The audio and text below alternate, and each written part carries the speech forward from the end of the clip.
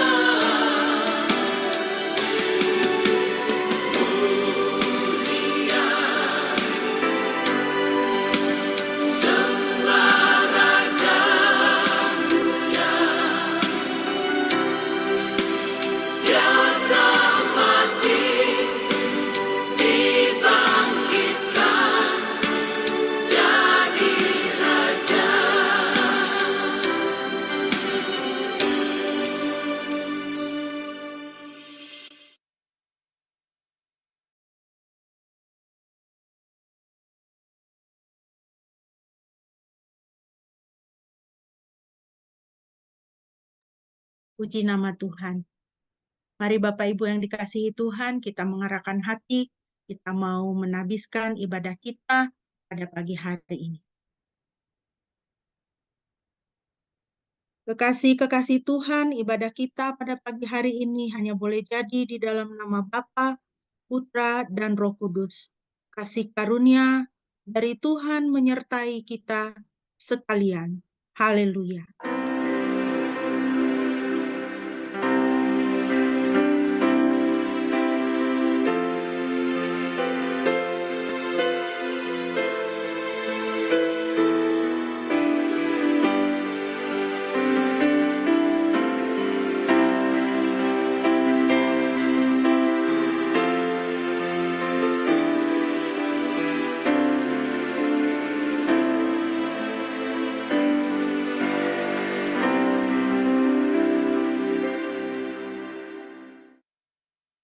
Nats pembimbing kita pada pagi hari ini terambil dari Kisah Para Rasul 1 ayat 9 sampai dengan ayat yang ke-11.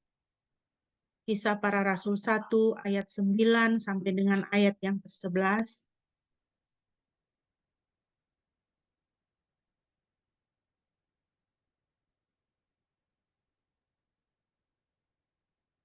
Kisah Rasul pasal 1 ayat 9 sampai dengan ayatnya yang ke-11. Demikianlah firman Tuhan bagi kita. Sesudah ia mengatakan demikian, terangkatlah ia disaksikan oleh mereka, dan awan menutupnya dari pandangan mereka. Ketika mereka sedang menatap ke langit, waktu ia naik itu, tiba-tiba berdirilah dua orang yang berpakaian putih dekat mereka, dan berkata kepada mereka, "Hai orang-orang Galilea, mengapakah kamu berdiri melihat ke langit? Yesus ini yang terangkat ke sorga meninggalkan kamu, akan datang kembali dengan cara yang sama, seperti kamu melihat dia naik ke sorga." Puji nama Tuhan. Bapak Ibu yang dikasihi Tuhan, pada hari ini kita memperingati hari di mana Tuhan kita naik ke surga. Satu hari yang mulia, Tuhan dimuliakan. Dan biarlah kita seperti dikatakan dalam firman Tuhan, Dia akan datang kembali. Biarlah dalam hidup kita menjalani kehidupan yang menantikan kedatangannya kembali, karena demikianlah Tuhan sudah menjanjikan bagi kita. Mari kita terus memuji Tuhan dari Mazmur 37 ayat 18 sampai 29. Kita mau bermazmur dari Mazmur 37 ayat 18 sampai dengan ayat 29, dan saya minta sediaan Shine untuk bisa memimpin pembacaan Mazmur bagi kita. Mazmur 37 ayat 18 sampai 29.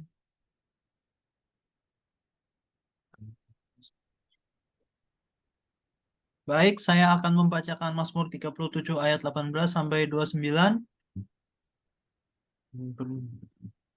Tuhan mengetahui hari-hari orang yang saleh, dan milik pusaka mereka akan tetap selama-lamanya. Mereka tidak akan mendapat malu pada waktu kecelakaan, dan mereka akan menjadi kenyang pada hari-hari kelaparan. Sesungguhnya orang-orang fasik akan binasa. Musuh Tuhan seperti keindahan padang rumput. Mereka habis lenyap bagaikan asap. Orang fasik meminjam dan tidak membayar kembali, tetapi orang benar adalah pengasih dan pemurah. Sesungguhnya orang-orang yang diberkatinya akan mewarisi negeri, tetapi orang-orang yang dikutukinya akan dilenyapkan. Tuhan menetapkan langkah-langkah orang yang hidupnya berkenan kepadanya. Apabila ia jatuh, tidaklah sampai tergeletak, sebab Tuhan menopang tangannya. Dahulu aku muda, sekarang telah menjadi tua, tetapi tidak pernah kulihat orang benar ditinggalkan, atau anak cucunya meminta-minta roti. Tiap hari ia menaruh belas kasihan dan memberi pinjaman, dan anak cucunya menjadi berkat. Jauhilah yang jahat dan lakukanlah yang baik, maka engkau akan tetap tinggal untuk selama-lamanya. Sebab Tuhan mencintai hukum, dan ia tidak meninggalkan orang-orang yang dikasihinya. sampai selama-lamanya. Mereka akan terpelihara, tetapi anak cucu orang-orang fasik akan dilenyapkan. Orang-orang benar akan mewarisi negeri dan tinggal di sana senantiasa. Puji nama Tuhan. Puji Tuhan, terima kasih Shine. Begitu baik Tuhan di dalam kehidupan kita. Mari kita akan lebih jauh lagi, kita mau merenungkan firman Tuhan. Kita kembali menaikkan pujian. Bagi Dia segala pujian. Bagi Dia segala puji, hormat, dan kemuliaan sampai selama-lamanya. Haleluya.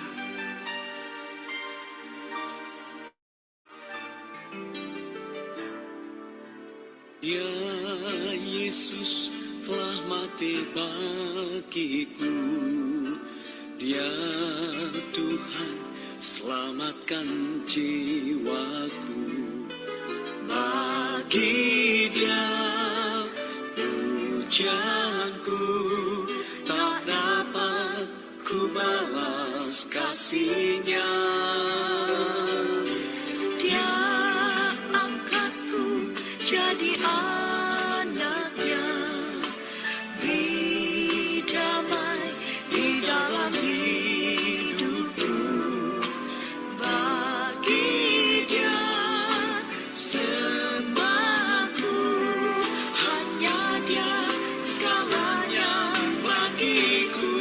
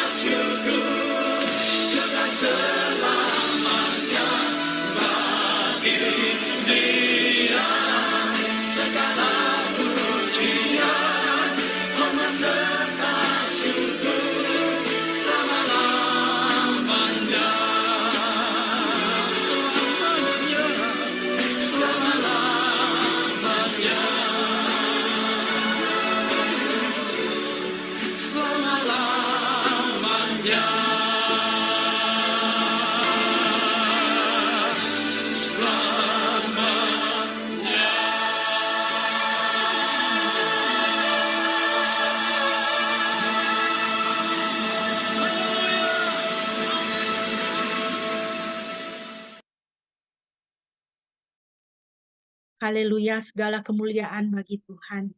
Bapak Ibu yang dikasihi Tuhan, mari kita bersama-sama mau membaca firman Tuhan yang terambil dari Kisah Para Rasul pasal 1 ayat 1 sampai dengan ayatnya yang ke-11. Kisah Para Rasul pasal 1 ayat 1 sampai dengan ayat yang ke-11 saya akan membacakan bagi kita. Demikianlah firman Tuhan. Hai Theophilus, dalam bukuku yang pertama aku menulis tentang segala sesuatu yang dikerjakan dan diajarkan Yesus sampai pada hari ia terangkat. Sebelum itu ia telah memberi perintahnya oleh Roh Kudus kepada para rasul yang dipilihnya. Kepada mereka ia menunjukkan dirinya setelah penderitaannya selesai dan dengan banyak tanda ia membuktikan bahwa ia hidup. Sebab selama 40 hari ia berulang-ulang menampakkan diri dan berbicara kepada mereka tentang kerajaan Elohim. Pada suatu hari ketika ia makan bersama-sama dengan mereka, ia melarang mereka meninggalkan Yerusalem dan menyuruh mereka tinggal di situ, menantikan janji Bapa. Yang demikian katanya, telah kamu dengar daripadaku. Sebab Yohanes Pembaptis membaptis dengan air, tetapi tidak lama lagi kamu akan dibaptis dengan Roh Kudus. Maka bertanyalah mereka yang berkumpul di situ, Tuhan, maukah engkau pada masa ini memulihkan kerajaan bagi Israel? Jawabnya, engkau tidak perlu mengetahui masa dan waktu yang ditetapkan Bapa sendiri menurut kuasanya. Tetapi kamu akan menerima kuasa kalau Roh Kudus turun ke atas kamu, dan kamu akan menjadi saksiku di Yerusalem dan di seluruh Yudea dan Samaria dan sampai ke ujung bumi. Sesudah ia mengatakan demikian, terangkatlah ia disaksikan oleh mereka, dan awan menutupnya dari pandangan mereka. Ketika mereka sedang menatap ke langit waktu ia naik itu, tiba-tiba berdirilah 2 orang yang berpakaian putih dekat mereka dan berkata kepada mereka, Hai orang-orang Galilea, mengapakah kamu berdiri melihat ke langit? Yesus ini yang terangkat ke sorga meninggalkan kamu, akan datang kembali dengan cara yang sama, seperti kamu melihat dia naik ke sorga. Demikianlah pembacaan firman Tuhan bagi kita pada pagi hari ini. Sebelum kita mau merenungkan, mari kita berdoa terlebih dahulu. Bapa di surga, terima kasih Tuhan untuk firman-Mu. Kami berdoa Tuhan, kiranya Roh Kudus-Mu menerangi hati dan pikiran kami, supaya kami dapat memahami firman Tuhan, dan kiranya kuasa Roh Kudus memampukan dan menguatkan kami untuk melaksanakan firman Tuhan dalam hidup kami setiap hari. Terima kasih Tuhan, di dalam nama Yesus kami berdoa. Haleluya. Amin. Bapak Ibu yang dikasihi Tuhan, pada pagi hari ini kita berbahagia di dalam ibadah kita memperingati hari di mana Tuhan Yesus naik ke surga. Dan pada pagi hari ini mari kita akan merenungkan bersama, apakah pentingnya kenaikan dan kemuliaan Kristus itu bagi kita. Setiap kali perayaan hari raya gerejawi seperti ini, baiklah kita tidak hanya sekedar merayakan atau memperingati, tetapi benar-benar kita mengetahui dan memahami apa pentingnya kenaikan Kristus itu di dalam kehidupan kita sebagai orang percaya. Apakah pentingnya kenaikan Kristus itu di dalam keseharian kita dan kehidupan kekristenan kita. Karena setiap hari raya Kristen ini, seperti misalnya peringatan peristiwa kenaikan Kristus ini, adalah bagian daripada landasan iman kita. Jadi penting bagi kita bukan hanya merayakannya dengan beribadah, tetapi juga kita mempunyai pemahaman yang benar Mengapa demikian? Supaya kehidupan kerohanian kita, kehidupan kekristenan kita juga boleh semakin diperkuat, diperkaya. Kita bisa lebih memahami lagi apa artinya kita menjadi orang Kristen dan pengharapan-pengharapan apa yang ada untuk kita yang disediakan oleh Tuhan. Ada beberapa poin yang saya berikan untuk menjadi perenungan kita bersama pada pagi hari ini, Bapak Ibu. Yang pertama adalah setelah kebangkitannya, tubuh Yesus adalah tubuh kemuliaan yang tidak sesuai dengan dunia ini. Oleh karena itu, ia harus naik ke surga, ke tempat yang sesuai dengan tubuh kemuliaannya. Kita ingat peristiwa ini Bapak Ibu di dalam Lukas 20, khususnya di dalam ayat yang ke-17. Setelah kebangkitan Tuhan Yesus, para murid perempuan pada waktu itulah yang pertama-tama boleh berjumpa dengan Tuhan Yesus di dalam tubuh kebangkitannya. Oleh karena rasa rindu dan rasa cintanya, Maria Magdalena pada waktu itu ingin menjamah gurunya dan Tuhannya. Tetapi Tuhan Yesus berkata kepadanya, "Jangan menjamah aku, sebab aku belum naik kepada Bapakku. Namun pergilah kepada saudara-saudaraku dan katakanlah kepada mereka, aku akan terangkat naik kepada Bapakku dan Bapamu, Elohimku dan Elohimmu." Setelah kebangkitannya, tubuh Yesus adalah tubuh kemuliaan. Tubuh yang tidak sama lagi dengan tubuh dunia ini. Tubuh yang tidak sama lagi dengan tubuh jasmani seperti yang dia miliki pada waktu dia digantung di kayu salib. Tubuh dia, tubuh kemuliaan, tidak sama dengan tubuh kita. Tubuh daging yang rentan sakit penyakit dan akan selalu merosot, semakin hari semakin merosot hingga pada hari kematian kita. Kita ingat satu peristiwa pada waktu Tuhan Yesus menampakkan diri kepada para muridnya berikut setelah kebangkitannya, di mana para murid setelah kematian Yesus mengalami ketakutan yang amat sangat. Mereka berkumpul di dalam ruangan, ditutup, dikunci pintu dan jendela. Tetapi Yesus dengan tubuh kebangkitannya masuk menembus pintu-pintu, jendela-jendela yang terkunci dan tertutup rapat, dan menampakkan diri kepada mereka, melayani mereka, menguatkan mereka. Jangan takut. Tubuh Yesus sudah berbeda dengan tubuh jasmani, tubuh daging di dunia ini. Tubuhnya adalah tubuh kemuliaan. Bapak Ibu yang dikasihi Tuhan, firman Tuhan selanjutnya di dalam 1 Korintus 15 dan 1 Tesalonika 4 mengatakan kepada kita satu kebenaran yang indah. Bahwa tubuh kemuliaan itu juga adalah bagi kita.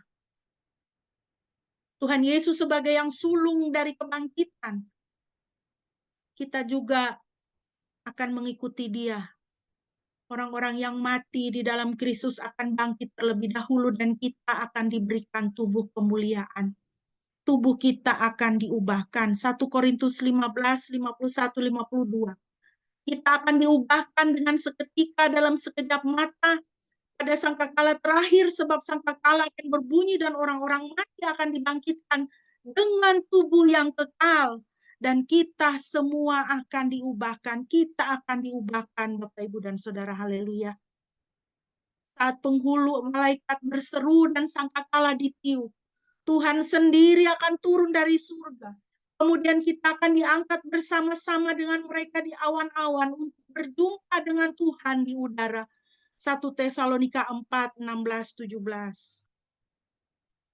Bapak Ibu yang dikasihi Tuhan, ini adalah penghiburan kita.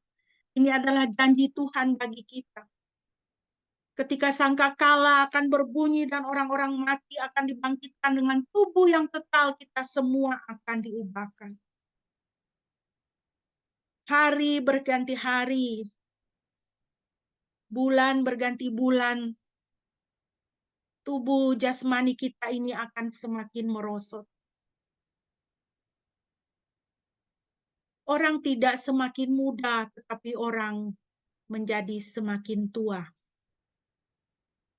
Sudah demikian adanya. Tetapi puji nama Tuhan, Tuhan akan memberikan kepada kita tubuh kekal, tubuh yang diubahkan. Mungkin saat ini Bapak, Ibu, dan Saudara sekalian, kita ada mengalami sakit penyakit, sehingga setiap hari ketika kita bangun, rasanya kita berat sekali untuk bersukacita. Karena menghadapi, kita tahu satu hari lagi kita masih akan merasakan sakit penyakit. Masih harus ke dokter, masih harus kontrol, masih harus minum obat, masih harus menjalani diet ketat oleh karena sakit penyakit, oleh karena tubuh kita semakin merosot. Kuatkanlah hatimu, Bapak, Ibu, dan Saudara sekalian, apabila engkau sekarang berada di dalam sakit penyakit. Karena Tuhan akan memberikan kepada kita, kepada saudara dan saya, tubuh yang kekal, tubuh yang diubahkan.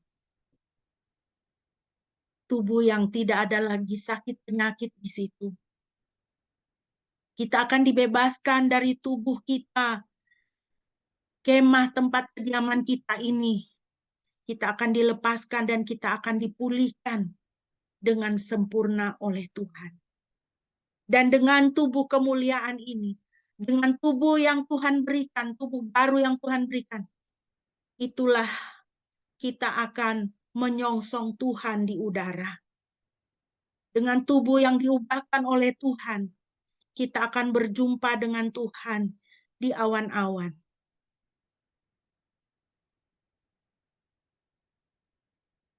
Jadi Bapak Ibu yang dikasihi Tuhan, ingatlah, jangan mencintai tubuh kita sedemikian sehingga kita lupa akan tubuh kemuliaan yang akan Tuhan berikan kepada kita.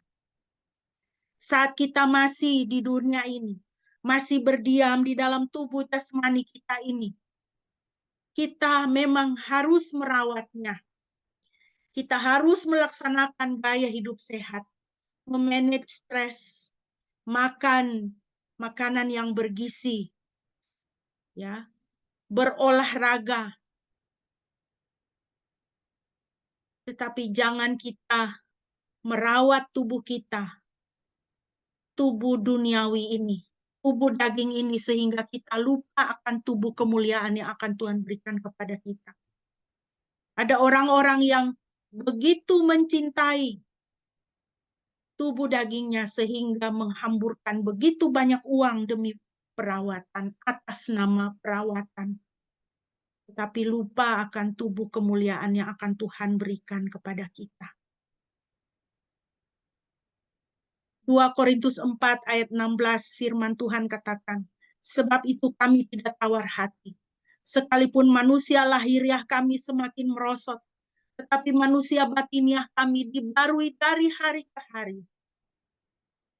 Kita harus merawat tubuh kita, badan kita. Kita juga harus punya respek terhadap badan kita, sehingga kita tidak memasukkan zat-zat yang terlarang ke dalam badan kita. Minuman alkohol, obat-obat terlarang, gaya hidup yang tidak sehat.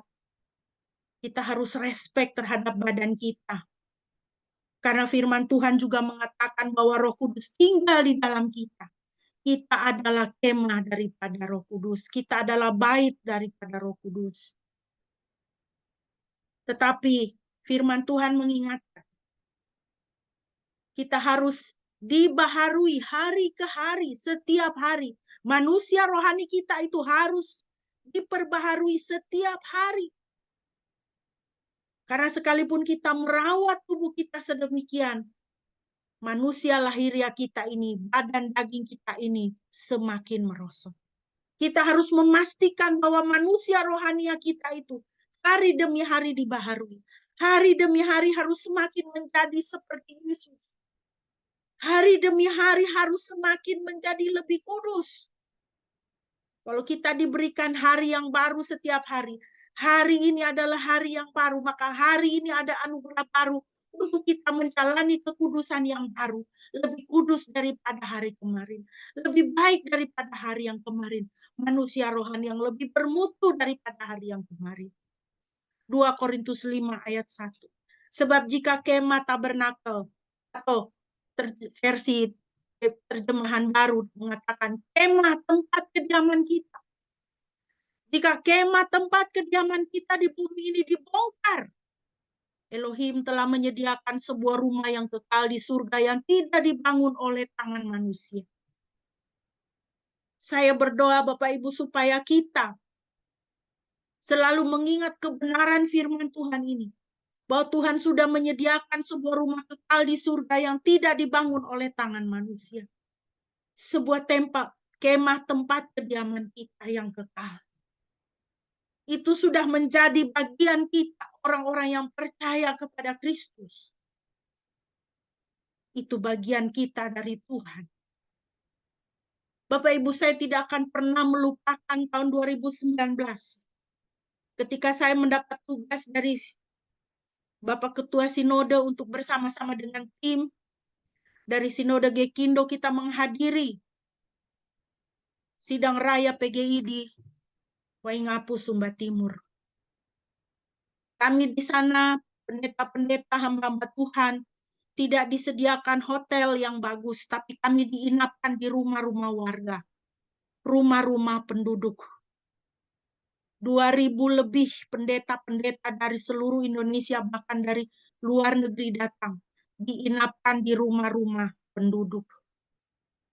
Saya teringat satu peristiwa yang sampai sekarang berkesan di hati saya. Di rumah sebelah itu ada seorang bapak, seorang tokoh nasional, seorang budayawan, seorang pengajar, seorang profesor yang hebat, yang sangat ternama di Indonesia.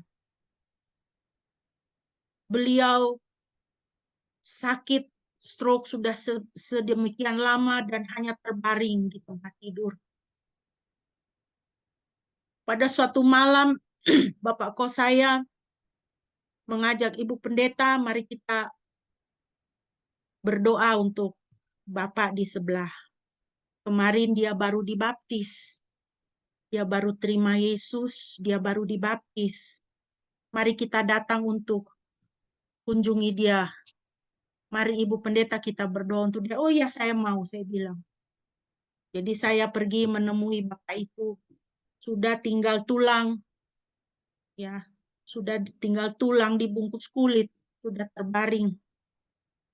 Bapak ini semasa hidupnya, semasa jayanya, semasa mudanya, dia agama tidak jelas. Dia mengakui kalau di antara orang Muslim, dia mengaku dia beragama Islam. Kalau di antara orang Buddha, dia mengaku dia beragama Buddha. Kalau dia di antara orang Kristen, dia mengaku dia beragama Kristen. Tetapi teman-teman Kristen yang sangat mengasihinya itu tahu bahwa dia belum bertemu dengan Yesus. Menjelang akhir hidupnya, dia tidak punya apa-apa lagi. Yang dia miliki hanyalah teman-teman Kristen yang sangat mengasihi dia. Jadi dia tinggal di rumah teman Kristennya. Dia tinggal di situ, mereka merawat dia yang sudah tidak bisa bangun dari tempat tidur. Dia yang sudah tinggal tulang dibungkus dengan kulit. Teman Kristennya mengasihi dia. Teman Kristennya menjadi keluarganya. Keluarga temannya adalah keluarganya. Kemudian akhirnya dia mau percaya kepada Kristus dan dia dibaptis. Sementara dia terbaring di tempat tidur. Lalu setelah dia dibaptis oleh seorang pendeta yang menginap di rumah itu pada waktu itu, saya pergi mengunjungi dia bersama dengan Bapak kos. Bapak yang menampung saya di rumahnya. Saya mengunjungi Bapak ini, berdoa dengan dia. Saya bilang, Bapak izinkan saya, sebelum kita berdoa, saya mau menyanyi untuk Bapak. Saya nyanyikan Mazmur 23 sambil memegang tangannya. Setelah saya menaikkan pujian ini, saya berdoa untuk dia. Lalu dia katakan kepada saya, terima kasih Ibu Pendeta, saya sudah siap untuk bertemu dengan Tuhan Yesus. Saya kalau ingat dia, saya masih menitikkan air mata. Tapi air mata bahagia, saudara. Dia katakan, saya siap untuk bertemu dengan Tuhan Yesus. Dan sebelum kami berpisah, dia berkata begini, sampai kita bertemu lagi. Kami berdua saling berpandangan, saya menggenggam tangannya. Saya dan dia tahu bahwa di dunia ini kita tidak akan bertemu lagi. Karena dia sudah di ujung kematiannya dan saya dalam 3 hari ke depan saya akan kembali ke Jogja. Saya memegang tangannya, dia bilang, Ibu Pendeta, sampai kita bertemu lagi. Saya bilang sama dia, Bapak, sampai kita bertemu lagi. Kita akan bertemu di kaki Yesus. Kalau tidak di dunia ini, kita bertemu di kaki Yesus. Dia menitikkan air mata dan dia katakan, amin.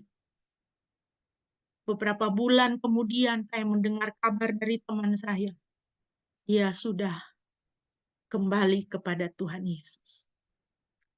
Bapak Ibu yang dikasihi Tuhan, saya mengucap syukur untuk peristiwa yang indah itu. Sampai saat ini Bapak Ibu, satu kerinduan saya, kita orang-orang Kristen, kita anak-anak Tuhan, orang-orang percaya Yesus. Oh saudara, saya rindu kalau kita menjelang ajal kita boleh memancarkan damai dan kebahagiaan seperti Bapak itu. Karena apa? Karena walaupun manusia lahiriah kita semakin merosot, tetapi manusia batiniah kita ini hari demi hari diperbaharui. Kalau kita punya mata iman untuk melihat rumah kekal yang Tuhan sudah bangun untuk kita, kita akan menghadapi ajal kita itu dengan tersenyum dan berkata, saya sudah siap untuk bertemu dengan Yesus. Kematian bukan sesuatu hal yang menakutkan dan menyakitkan, tetapi yang mendatangkan kebahagiaan dan sukacita. Kenapa? Karena kita akan bertemu dengan kekasih jiwa kita. Yang kedua, Bapak Ibu, pentingnya kenaikan Kristus. Kenaikannya juga merupakan bukti keilahiannya. Ia datang dari surga, ia kembali ke surga yang adalah rumahnya. Yohanes 18 ayat 36. Ketika Yesus sedang dihakimi di hadapan Pontius Pilatus, Pontius bertanya kepada Yesus, apakah engkau raja? Yesus menjawab, kerajaanku bukan dari dunia ini. Jika kerajaanku dari dunia ini, tentu para pengawalku telah berjuang agar aku jangan diserahkan kepada orang-orang Yahudi. Dan memang kerajaanku bukanlah dari sini. Kerajaan Yesus bukan kerajaan dunia ini. Jadi Bapak Ibu kita harus ingat. Jika demikian, kita adalah para pengikut dan penyembah Raja Surga. Nilai-nilai dan gaya hidup kita semestinya lah sejalan dengan kerajaan surga. Kalau kita mengakui dan percaya, ya pada waktu kita dibaptis dewasa atau kita disidi, itu kan kita mengaku percaya, toh? Kita mengaku percaya dan kita disaksikan, pengakuan iman kita disaksikan oleh jemaat, oleh gereja Tuhan, dan disaksikan oleh surga. Di dalam pengakuan sidi kita, pengakuan percaya kita mengatakan intinya apa? Kita adalah pengikut dan penyembah Raja Surga. Oleh karena itu, sudah seharusnya lah nilai-nilai dan gaya hidup kita itu sejalan dengan kerajaan surga. Kalau orang Kristen itu gaya hidupnya gaya duniawi, kalau orang Kristen itu tidak tertarik kepada kerajaan surga, itu luar biasa aneh. Harus dipertanyakan itu kekristenannya itu. Walau sudah berapa lama puluh tahun dia ke gereja. Ya, gaya hidup dan nilai-nilai kita harus kerajaan surga. Ketertarikan kita harus kepada kerajaan surga. Efesus 5 ayat 1 sampai 5 saya ringkaskan di sini. Firman Tuhan mengingatkan kepada kita. Sebab itu jadilah peneladan Elohim. Hiduplah dalam kasih, percabulan dan setiap kecemaran atau keserakahan jangan sekali-kali ada di antara kamu. Sebagaimana sepatutnya bagi orang-orang kudus. Sebagaimana sepatutnya bagi orang-orang penyembah Raja Sorga. Sebagaimana sepatutnya bagi orang-orang yang sudah dikuduskan oleh darah Kristus. Sebab setiap orang cabul atau orang serakah, yaitu penyembah berhala, tidak memiliki warisan dalam kerajaan Kristus dan Elohim. Ingat Bapak Ibu, kalau nilai-nilai dan gaya hidup kita tidak atau bukan nilai-nilai dan gaya hidup sorga, kita tidak memiliki warisan dalam kerajaan Kristus dan Elohim, firman Tuhan katakan. Jadi kita harus berhati-hati di dalam kehidupan kita. Hiduplah sebagai orang yang bijaksana. Hiduplah sebagai orang tebusan. Kalau kita adalah orang tebusan, hiduplah sebagai orang-orang tebusan. Yang ketiga, Bapak Ibu, pentingnya kenaikan Kristus. Kenaikan Kristus ke surga diperlukan untuk menggenapkan pekerjaan penebusan. Setelah kebangkitannya, ia harus naik ke surga dan duduk di sebelah kanan Bapa untuk mencurahkan Roh Kudus dan karunia-karunia roh bagi orang percaya. Jadi pekerjaan penebusan itu tidak berhenti di kayu salib, Bapak Ibu dan Saudara. Pekerjaan penebusan kita itu berlanjut pada kebangkitan Kristus, kenaikan Kristus, dan pencurahan Roh Kudus. Dalam Yohanes 16 ayat 7, Tuhan Yesus sebelum masa sengsara yang dia alami, dia mengatakan demikian, aku mengatakan kebenaran kepadamu, bahwa berguna bagimu jika aku pergi. Karena jika aku tidak pergi, penghibur itu tidak akan datang kepadamu. Tetapi jika aku pergi, aku akan mengutus dia kepadamu. Dan inilah janji Tuhan. Maka dia harus naik ke surga, supaya dari surga dia mengutus Roh Kudus dan karunia-karunia roh kepada kita, orang yang percaya kepadanya. Bapak Ibu, kalau kita memperhatikan di dalam Alkitab, kita melakukan penyelidikan tentang pekerjaan Roh Kudus, begitu banyak dan begitu luar biasa di dalam kehidupan kita secara pribadi dan di dalam kehidupan kita bergereja. Tetapi satu di antara sekian banyak pekerjaan Roh Kudus yang Roh Kudus lakukan bagi orang percaya.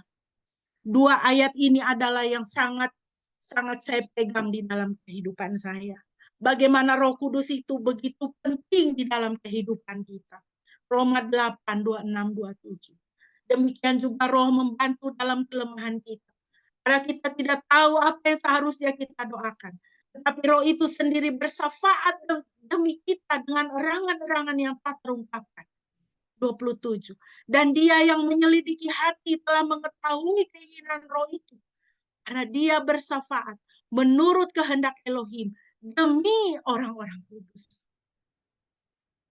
Bapak, Ibu, dan Saudara sekalian, kita sedang mengalami hal apa di dalam kehidupan kita? Seringkali kehidupan ini membuat kita harus berlutut, menyerah. Tuhan, saya tidak tahu harus bagaimana. Seringkali mungkin kita berdoa, tetapi seperti tidak ada perubahan. Seringkali mungkin kita mengalami masalah yang begitu menekan di dalam hati kita.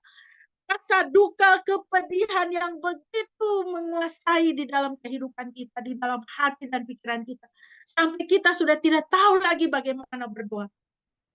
Jangan sedih, jangan putus asa Bapak, Ibu, dan Saudara. Firman Tuhan katakan apa?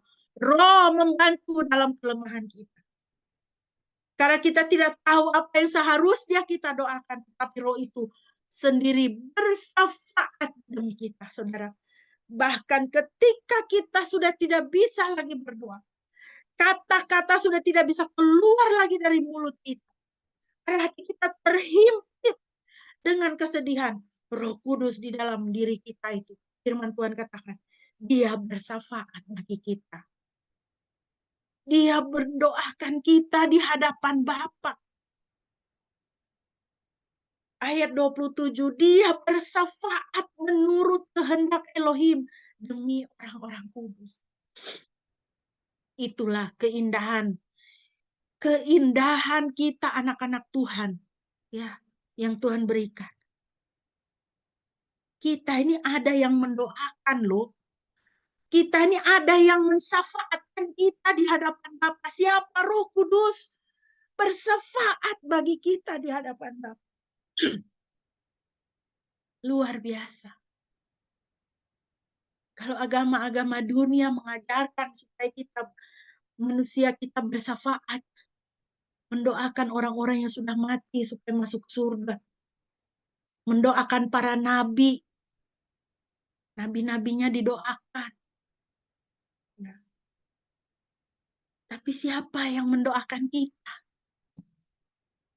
Firman Tuhan katakan, Roh bersafaat menurut kehendak Elohim demi orang-orang kudus, demi saudara dan saya yang sudah dikuduskan oleh darah Kristus. Begitu indahnya Roh Kudus itu. Maka Yesus harus naik ke surga supaya dia bisa mencurahkan Roh Kudus ke dalam hidup kita. Supaya Roh Kudus itu mendampingi kita sedemikian, bahkan bersafaat bagi kita. Mendoakan kita di hadapan Bapa. Yang keempat, Bapak Ibu, pentingnya Tuhan Yesus naik ke surga. Kristus harus naik ke surga dan dipermuliakan supaya ia dapat melaksanakan pekerjaannya sebagai imam besar kita. Haleluya. Tuhan Yesus itu teladan bekerja, ya. Teladan bekerja. Waktu dia di dunia, dia melayani.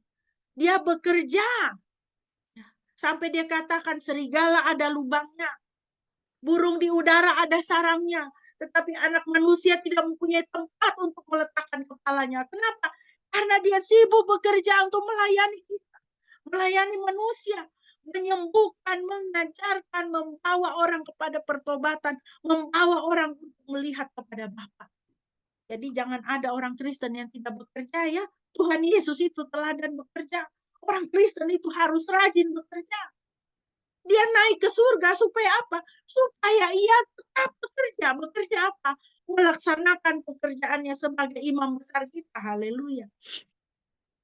Ibrani 4, 14, 16. Ini satu ayat yang juga, ini ayat luar biasa yang harus menjadi pegangan kita, Bapak Ibu. Sekarang kita mempunyai imam besar agung, ya. Dengan kenaikan Kristus kita mempunyai imam besar agung yang telah melintasi semua langit, yaitu Yesus Putra Elohim. Marilah kita memegang teguh pengakuan kita. Sebab imam besar yang kita miliki adalah imam besar yang dapat merasakan kelemahan-kelemahan kita. Dan sama seperti kita, dia telah dicobai dalam segala sesuatu, tetapi dia tidak berbuat dosa. Haleluya, Bapak Ibu. Betapa luar biasanya Tuhan. Dengan kenaikannya, kita mempunyai imam besar agung. Imam besar agung yang tahu merasakan kelemahan-kelemahan kita. Tahu rasanya bagaimana dicobai dalam segala sesuatu.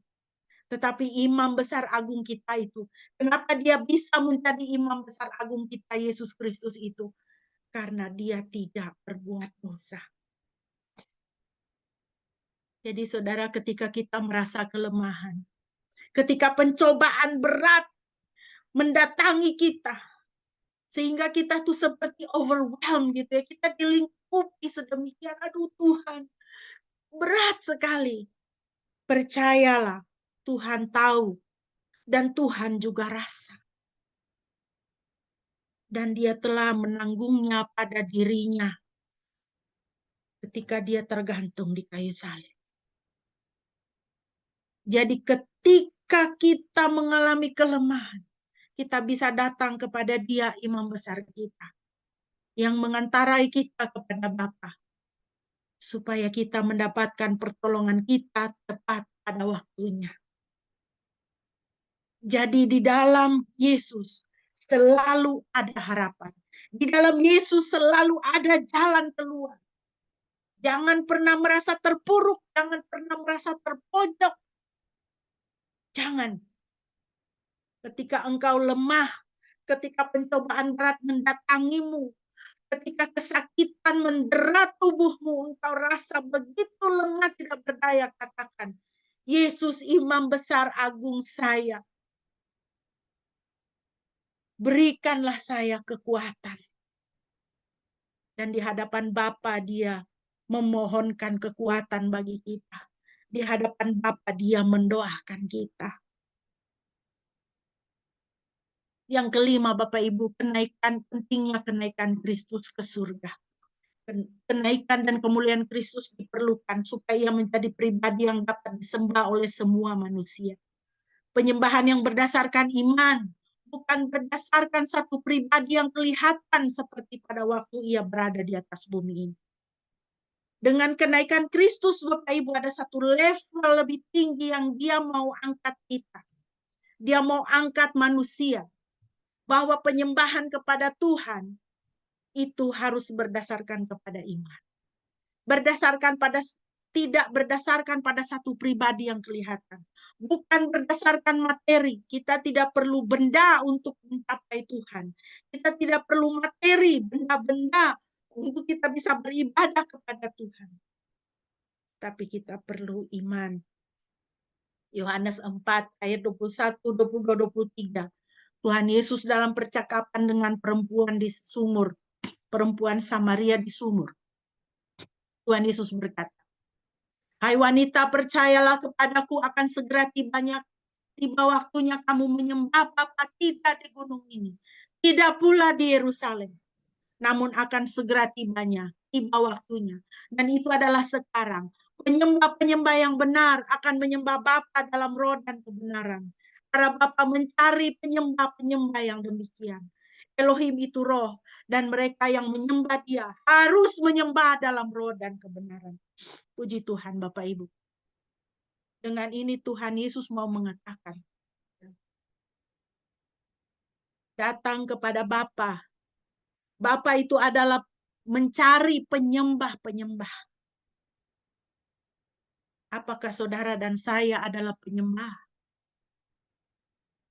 Apakah saudara dan saya adalah penyembah Bapa yang menyembah dalam roh dan kebenaran? Dengan kenaikannya ke surga, orang yang menyembah dia hanya bisa menyembah dalam roh dan kebenaran. Di dalam iman. Kita tidak memerlukan pengantara-pengantara lain. Kita tidak memerlukan objek-objek. Kita tidak memerlukan gedung. Jangan takut kalau kita tidak punya gedung gereja. Jangan takut. Kalau gereja ditutup, jangan takut. Kalau engkau sedang beribadah di rumahmu dan rumahmu diserang orang, jangan takut. Kita tidak menyembah. Ibadah kita, penyembahan kita tidak dibatasi oleh gedung. Penyembahan kita, ibadah kita tidak dibatasi oleh materi, oleh lilin, oleh dupa, oleh orang-orang suci, oleh manusia. Tidak, saudara. Tuhan Bapa mencari penyembah yang akan menyembah dia dalam roh kebenaran. Kita harus menjadi penyembah-penyembah dengan mata iman yang melihat dia dengan mata iman kita. Kita tidak menyembah Tuhan di gunung sini, di gunung sana. Tidak. Tetapi di dalam roh dan kebenaran. Yang terakhir, Bapak Ibu. Pentingnya kenaikan Kristus. Kenaikan Kristus ke surga menjadi pengingat bahwa bagi kita bahwa ia akan datang kembali. Kisah Para Rasul 1:10b-11. Tampaklah dua malaikat dengan pakaian putih berdiri di dekat mereka dan berkata, "Hai orang-orang Galilea, mengapa kamu terpana memandang ke langit? Yesus ini yang terangkat ke surga di hadapanmu, dia akan datang kembali dengan cara seperti yang kamu lihat saat dia naik ke surga. Puji nama Tuhan. Kenaikan Yesus ke surga mengatakan kepada kita, Yesus akan datang kembali. Matius 25 ayat 31, apa yang terjadi ketika dia datang kembali? Dia tidak datang kembali sebagai bayi. Bayi kecil, lemah di dalam kandang. Tetapi pada waktu anak manusia datang dalam kemuliaannya, firman Tuhan, dan semua malaikat kudus bersamanya, dia akan duduk di atas tahta kemuliaannya, dan segala bangsa akan dikumpulkannya di hadapannya, dan dia akan memisahkan mereka satu dengan yang lain, sebagaimana seorang gembala memisahkan domba dari kambing. Ketika dia datang untuk kedua kalinya, dia akan datang dalam kemuliaannya dan semua malaikat kudusnya bersamanya. Dia akan duduk di atas tahta kemuliaannya, artinya dia datang sebagai raja. Dan segala bangsa dikumpulkannya di hadapannya, dipisahkan satu sama lain, sebagaimana gembala memisahkan domba dan kambing. Dia akan datang sebagai hakim, Bapak, Ibu, dan Saudara sekalian. Jangan lupa, jangan abai, jangan lalai. Kedatangannya yang pertama sudah digenapi. Kematiannya sudah digenapi. Kebangkitannya sudah digenapi. Kenaikannya sudah digenapi.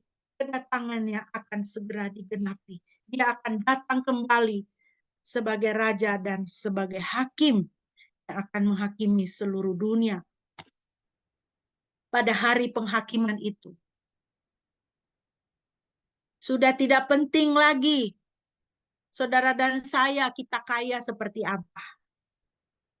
Sudah tidak penting lagi itu mobil yang kita kendarai. Sudah tidak penting lagi rumah yang kita tinggali itu. Sudah tidak penting lagi seberapa bagusnya rumah itu. Seberapa mewahnya rumah itu. Seberapa mahalnya mobil kita. Seberapa banyaknya uang kita itu sudah tidak penting lagi. Sudah tidak penting lagi apakah kita itu populer atau tidak. Sudah tidak penting lagi kita punya followers di YouTube, di Facebook, di Instagram tuh ribu-ribu, itu sudah tidak penting lagi.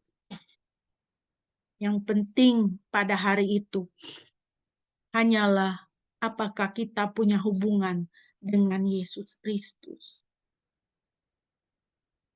Apakah Yesus Kristus menandai kita sebagai dombanya? Apakah Yesus Kristus menandai kita sebagai hamba yang baik dan setia? Ataukah Yesus Kristus menandai kita sebagai kambing? Sebagai orang-orang fasik, orang-orang yang tidak mau tahu Tuhan. Oleh karena itu, Bapak, Ibu, dan Saudara sekalian, marilah kita menjalani hidup kita dengan sebaik-baiknya. Karena kenaikan Kristus mengatakan bahwa dia akan datang kembali dan dia akan menghakimi kita. Jalanilah hidup kita dengan takut dan gentar hormat akan Tuhan. Karena dia berkata dia akan datang kembali. Dan sungguh benar dia akan datang kembali. Marilah Bapak Ibu yang dikasihi Tuhan. Untuk mengakhiri perenungan kita. Mari kita berdoa demikian. Tuhan Yesus, saya mengucap syukur dan menyembah-Mu pada hari ini saat saya mengenang kenaikan-Mu ke surga. Terima kasih atas karya penebusan dan keselamatan yang Tuhan kerjakan bagi saya. Saya sadar dan mengaku saya orang berdosa. Dan saya memerlukan Engkau Tuhan. Tolonglah saya Tuhan dalam hidup saya. Supaya saya lebih mencari Engkau dan hidup bagi-Mu. Saya mematikan manusia lama saya dan saya mau hidup menantikan kedatangan-Mu kembali. Agar saya dapat menetap bersama-Mu. Dalam nama Yesus. Amin. Kiranya Bapak, Ibu, dan Saudara sekalian boleh diberkati. Mari kita akan mempersiapkan hati, kita akan memasuki perjamuan kudus. Perjamuan kudus bagi kita disediakan bagi kita orang-orang yang mengakui dan percaya kepada pengorbanan Kristus di atas kayu salib. Bahwa tanpa penebusan yang dilakukan oleh Kristus, maka kita tidak memiliki keselamatan dan pengudusan kita. Kita tidak layak untuk masuk ke surga. Jemaat yang dikasihi Tuhan, marilah kita mengangkat roti yang ada di tangan kanan kita. Roti ini adalah perlambang tubuh Kristus yang sudah dihancurkan bagi saudara dan saya. Tubuh Kristus yang sudah dihancurkan supaya saudara dan saya menjadi utuh.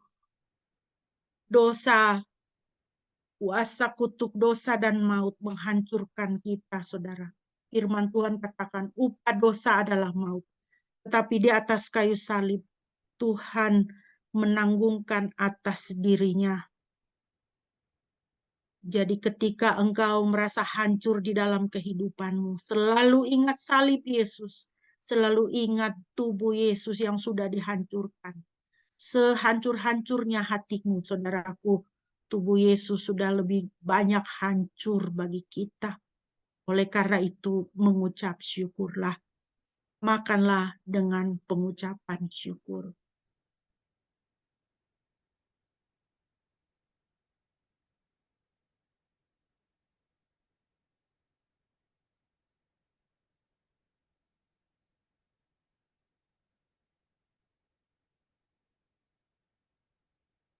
Mari kita mengangkat anggur di tangan kanan kita.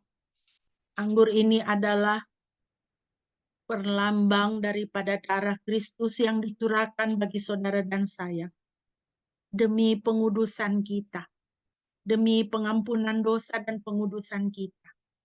Supaya kita layak menghadap tahta Bapa dan mendapatkan pertolongan kita pada waktunya. Bapa yang telah mengaruniakan putra tunggalnya bagi kita, supaya kita menjadi anak-anak Bapa, dikasihi oleh Tuhan Bapa, sebagaimana biji matanya sendiri, sehingga kita boleh mendapatkan berkat-berkat surgawi. Semua kebaikan yang Bapa miliki adalah bagian kita oleh karena darah putra tunggalnya yang dicurahkan bagi kita. Oleh karena itu, saudaraku, bersyukurlah. Penuhilah hatimu dengan ucapan syukur. Mari kita minum dengan pengucapan syukur.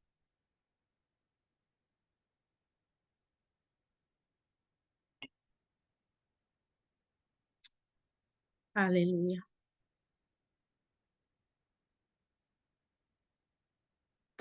Mari kita berdoa. Dan kita akan mengakhiri dengan doa Bapa kami. Ya Tuhan, kami sungguh mengucap syukur di hari bahagia dan mulia ini. Kami boleh memperingati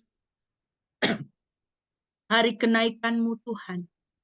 Dan kami boleh mengenang akan diri-Mu ya Tuhan Yesus.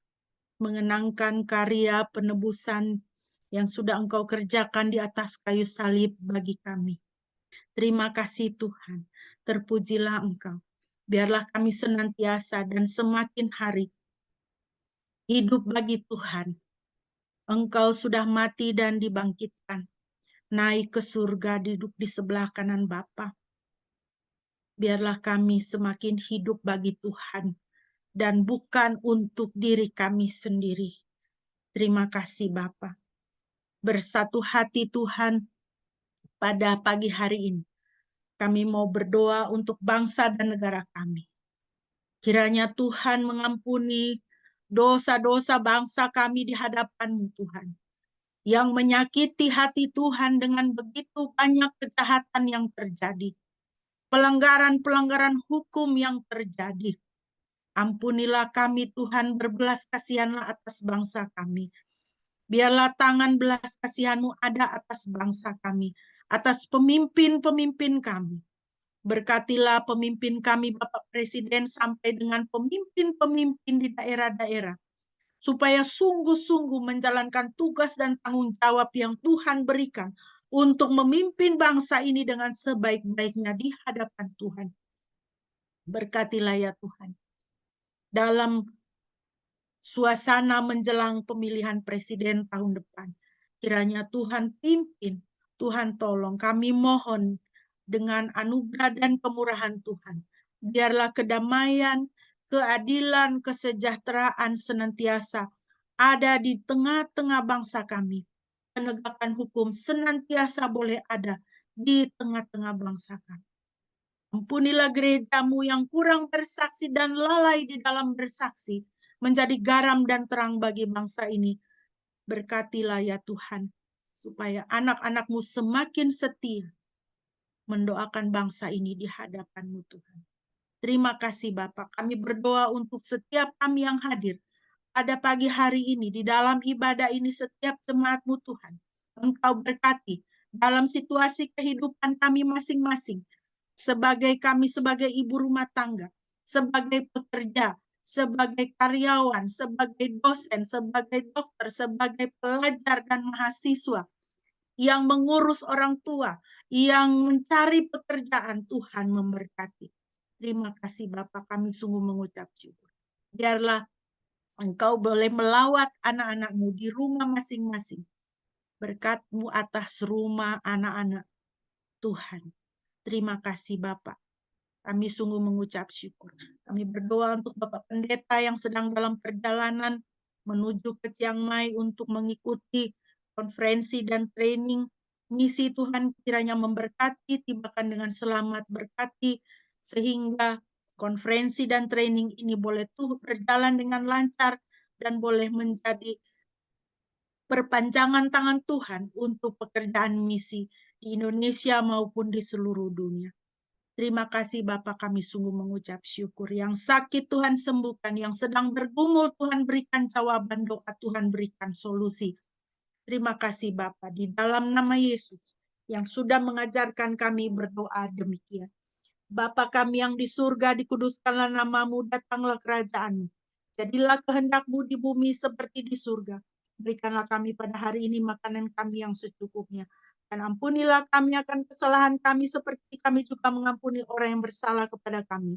Dan janganlah membawa kami ke dalam pencobaan, tetapi lepaskanlah kami daripada yang jahat. Karena Engkaulah yang empunya kerajaan dan kuasa dan kemuliaan sampai selama-lamanya. Amin. Kekasih-kekasih Tuhan, marilah kita bersama-sama mengucapkan pengakuan kita di hadapan Tuhan dan sesama. Marilah kita berkata demikian. Percaya kepada Yahweh Bapa yang Maha Kuasa, Khalik langit dan bumi, dan kepada Yesus Kristus, anaknya yang tunggal Tuhan kita, yang dikandung dari Roh Kudus, lahir dari anak darah Maria, yang menderita sengsara di bawah pemerintahan Pontius Pilatus, disalibkan, mati dan dikuburkan, turun ke dalam kerajaan maut. Pada hari yang ketiga bangkit pula dari antara orang mati, naik ke surga, duduk di sebelah kanan Yahweh Bapa yang Maha Kuasa, dan akan datang dari sana untuk menghakimi orang yang hidup dan yang mati. Aku percaya kepada Roh Kudus, gereja yang kudus dan am, persekutuan orang kudus, pengampunan dosa, kebangkitan orang mati, dan hidup yang kekal. Amin. Bapak Ibu yang dikasihi Tuhan, kita akan mengakhiri ibadah kita pada pagi hari ini. Mari kita akan, sebelum kita menerima berkat, mari kita kembali menaikkan satu pujian, tak lama Tuhan datanglah. Kiranya pujian ini menguatkan iman kita.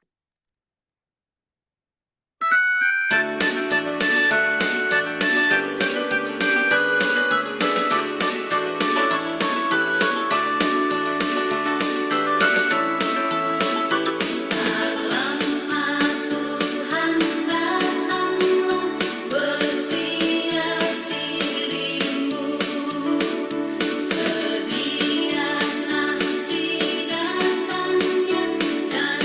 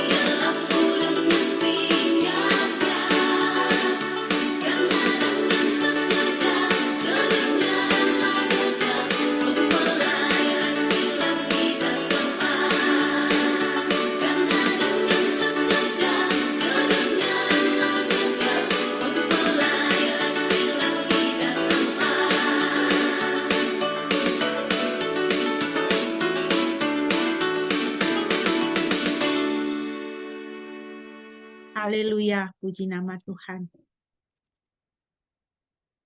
Jemaat yang dikasihi Tuhan, arahkanlah hatimu kepadanya dan terimalah berkat Tuhan.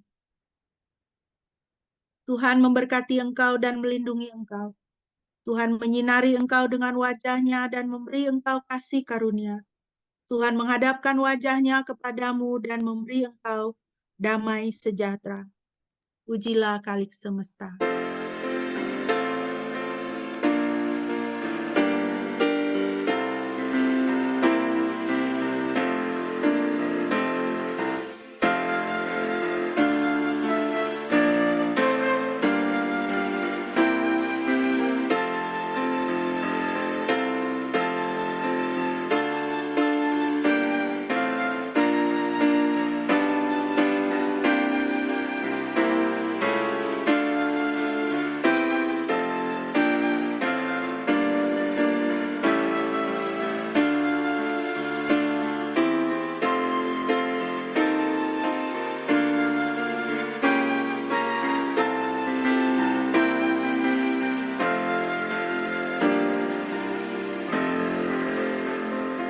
Amin. Mari kita bersaat teduh.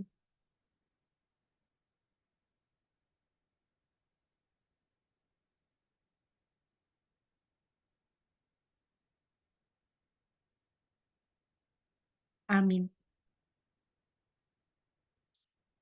Demikian Bapak Ibu, ibadah kita telah selesai pada pagi hari ini. Terima kasih untuk kehadiran dan partisipasinya. Kiranya Tuhan Yesus memberkati kita sekalian. Shalom.